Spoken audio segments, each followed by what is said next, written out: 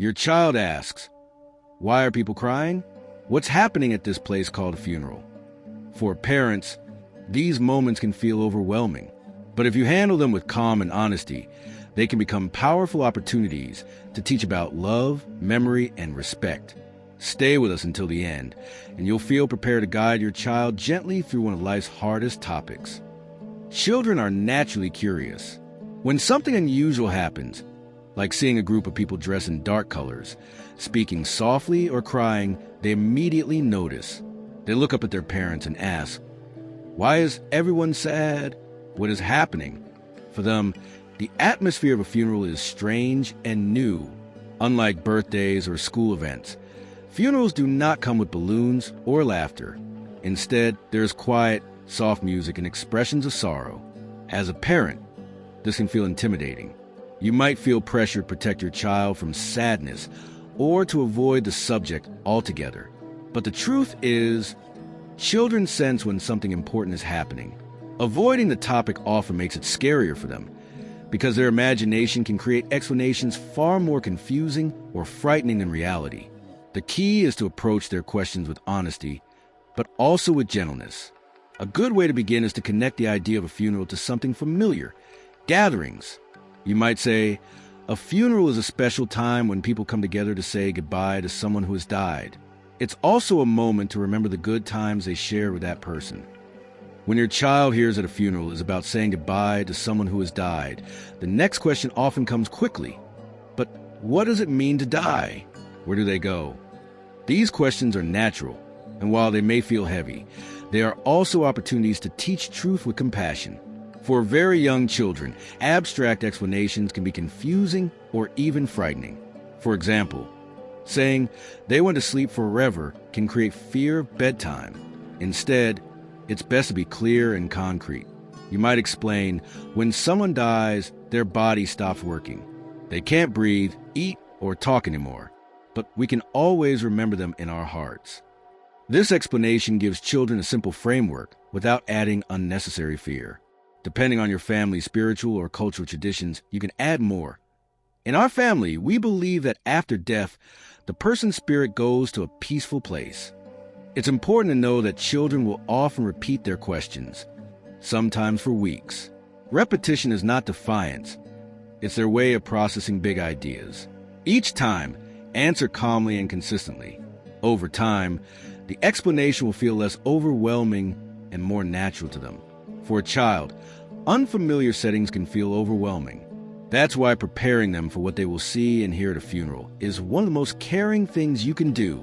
Before the day arrives, take time to explain step by step what will happen. You can say, at a funeral, people gather in one place. Some will pray, some might sing, and others will tell stories about the person who died. Many people feel sad, so you may see tears. But sometimes, people also smile or laugh when they remember happy times. All of these emotions are okay. If there will be a casket, explain it gently. At the front, you might see a box called a casket. Inside is the body of the person who died. They don't feel anything anymore. People look at the body to say goodbye. For some families, it's better to keep the explanation simpler, especially if the child is very young. By preparing children, you reduce their fear. They walk into the funeral knowing what to expect, instead of feeling lost or surprised. This sense of predictability makes the experience less frightening and helps them feel safe. One of the most common questions parents ask is, should my child even go to a funeral? It's a valid concern. Some parents worry that the experience will be too sad, too frightening, or too confusing for a child. But often, including children is healthier than leaving them out. Funerals are part of life, and being present can help children understand that death, while sad, is also a natural part of the human journey. When children are left at home without explanation, they may imagine something far worse than reality. They might also feel excluded from an important family moment, as if their feelings don't matter. By including them, you show that they are part of the family story, even during difficult times. Of course, involvement should match the child's age and personality. For a very young child, attending the entire ceremony might be overwhelming. In this case, you could bring them for a shorter time or choose a quieter moment. like a family visitation before the main service. For older children, being present for the entire ceremony can be meaningful, giving them a chance to see how their family expresses love and memory. To help them feel more comfortable, you can give children a role at the funeral. These roles don't have to be big or public. They can be small, personal, and symbolic. A young child might draw a picture to place near the casket or pick flowers to bring. An older child might share a memory, read a short poem, or help light a candle. These acts make children feel included and give them a way to say goodbye in their own voice. If your child is uncomfortable with attending, you can still create rituals at home. For example, lighting a candle together, looking at photos, or writing a letter to the person who died. These small traditions teach children that grief is not something to hide. Instead, it's something we share, express, and honor as a family. By involving children, you teach them that grief is not only about sadness, but also about love. They learn that even in loss, they still belong and their presence matters. The funeral itself is only one part of the journey. For children, the days and weeks that follow are just as important. Because grief doesn't end when the ceremony is over. In fact, many questions and emotions only begin to appear afterward. A child might ask, when will they come back? Or they may suddenly cry at bedtime, long after the funeral is past. Others may seem quiet or withdrawn, processing their feelings in silence. Some children express grief in ways that surprise parents. Through play, they might act out funerals with toys or repeat the story of the person who died again and again. This is normal.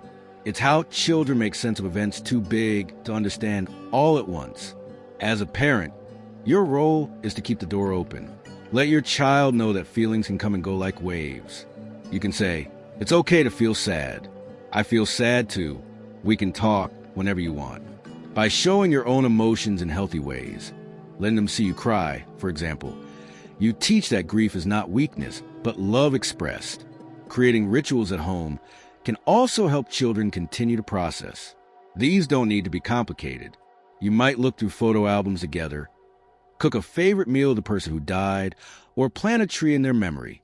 Even telling bedtime stories that include the person can keep their presence alive in your child's heart. It's also important to reassure children that life continues. After loss, routines like school, playtime, and family meals help them feel safe and stable. Balance sadness with small joys, laughter, games, or walks together. This shows them that it's possible to carry grief while still living fully. Over time, your child will begin to understand that death is permanent, but love isn't. Funerals and the memories that follow teach that even when someone is gone, the bond remains. By guiding your child through this journey, you are giving them one of life's most valuable lessons, that love and memory are stronger than loss. Funerals are not only about saying goodbye, they are about teaching children that love, memory, and sadness can all live together. By guiding them with honesty and compassion, you help them grow stronger, more empathetic, and more resilient. If this video helped you, don't forget to like and subscribe for more guides on how to explain life's hardest questions to your children. And share in the comments, what's the toughest question your child has ever asked you? Your story might comfort another parent.